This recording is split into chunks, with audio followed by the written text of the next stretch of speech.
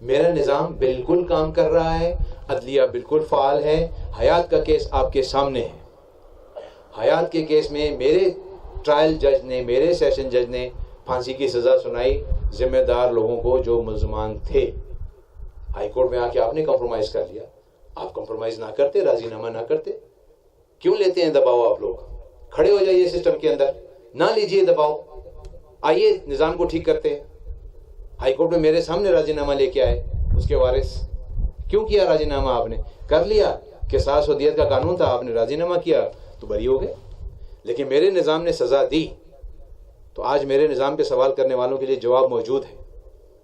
ہم نے کیسز کیے ہیں، ہم نے کیسز چلائے ہیں، ہم ہر وقت جرأت کا مظاہرہ کریں گے. ہماری کسی ادارے سے لڑائی نہیں ہے. ہم قانون کے پابند ہیں، ہم آئین کے پابند ہیں. میرا ادارہ اور میری عدلیہ قانون اور آئین کے دائرے میں رہ کر بھرپور طریقے سے کام کرے گی عام آدمی کی داد رسی کے لیے.